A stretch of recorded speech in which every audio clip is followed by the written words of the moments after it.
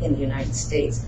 Usually when something like this happens, however, it's grandfathered in, which means if there's carbofuran out there, someone has a permit for it, they're going to use it until it's gone. Well, the Fish and Game wardens who came out to investigate the next day, when I called about the animal disappearances, said that there's no legal use to use any kind of poison to control larger animals, the way these farms are apparently using it. No matter what they're using, it's not legal or justified in any way. No.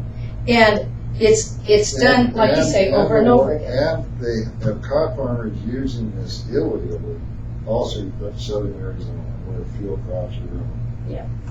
And Southern California.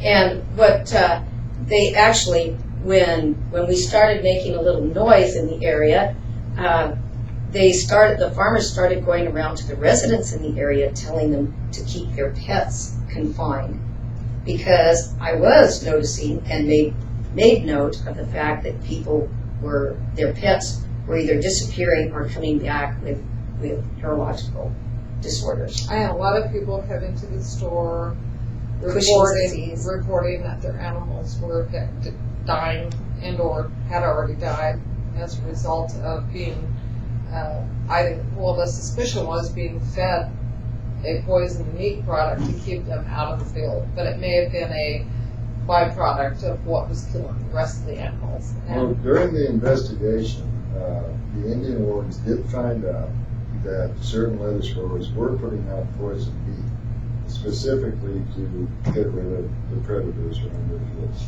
And when and I said, why would they do that? The predators should be their best friends. They're getting rid of the gophers and the rodents that really would damage the crops. It's because of the game. Explained to me because of this bogus salmonella thing. Right. It's this. And I could not believe that they would kill every animal out there. And we were talking about an area, what would you say, 120 square miles or more? 10 miles Probably. laterally east and west after now? Yeah. At least 120 square miles. And what they've done, what happens. This was a pristine desert, just teeming with wildlife. And this is what happens when you put out, in such a negligent way, when you put out carbon or any kind of organophosphate, carbofuran, any kind of a highly toxic bait, you're going to, the rodents are going to come up and they're going to eat it. They're going to die.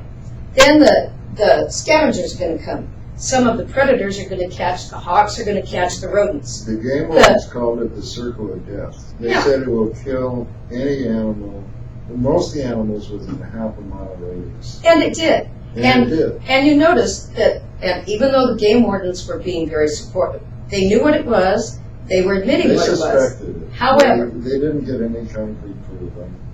I don't think, well, maybe not, but this is... But a couple of years ago, they did catch somebody and prosecute them and send them to jail. So this is not a new thing.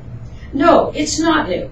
And the way that the game works with industry here, with ag industry, is when they do this, they will begin investigating it maybe 30 to 60 days after it gets reported. After 60 to 120 days, it has then degraded into something that cannot be measured. And that happens a lot. And Phil says we're beginning to see animals again. These animals are emigrating into this area from above or on the other side, but they were not animals from this area. And they're just, it'll keep happening.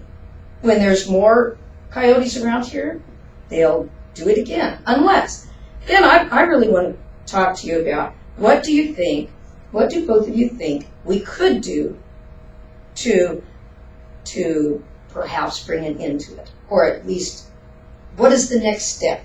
We've all investigated it, we've talked it over, we've tried to expose it in the media. Now what do we do? Well, the name of my store is Full Circle, and the whole intent behind that name is that we start off with perfection, and then we try to reinvent the wheel and reinvent the wheel, and then we get right back around to where we started from because it was better than trying to reinvent the wheel. And in coming full circle, I am a member of GROW, which is Gardeners Restore Our World. And it's not all that difficult to imagine that each one of us could have our own personal garden, where we actually did start growing our own carrots and onions and plant an apple tree. They grow great here in the desert Southwest, particular varieties. And so growing our own foods and relying on sprouted greens like wheatgrass and barley grass and start to reinvest in the love that it takes to grow food and eat sustainable nutrition, which the vast majority of the fields out there are, the land is leached. There aren't the required nutrients in there anymore. And so that is one actually attainable goal for each one to begin their independent gardens again. And that's a good goal. It's becoming a popular goal. A lot more people are embracing it. I do it. A lot of people in this area do. However, it isn't going to solve the die-off here of animals right away, because that's going to take time. You have to realize most people don't know how to grow. Most people aren't going to take the time until they see it succeeding with someone else. I've taught some of my students how to use weeds as a replacement if they need to. Phil grows wheatgrass. There are other things. However, what are we going to do about the pesticides that are killing the people and the animals in this area? I truly do believe that with the information we have, that the growers in this area should be brought before a public They judiciary. are breaking numerous laws. Okay, Of course. Fish and game laws, environmental laws. Yeah. A lot of these animals that disappeared are endangered species. The kit foxes. I was getting dozens of pictures of kit foxes. Okay, I haven't seen a single one since this has happened. Okay, that is an endangered species. The hawks are endangered species. Eagles. So there's the eagles. Yeah, there are laws being broken here. I don't know who is dropping the ball, why these people are getting away with it, and have been getting away with it. Yeah. We, during our search, right after this came to light, we found piles of bones from 2 and 3 years back under trees, carefully hidden by whoever the guilty party is involved.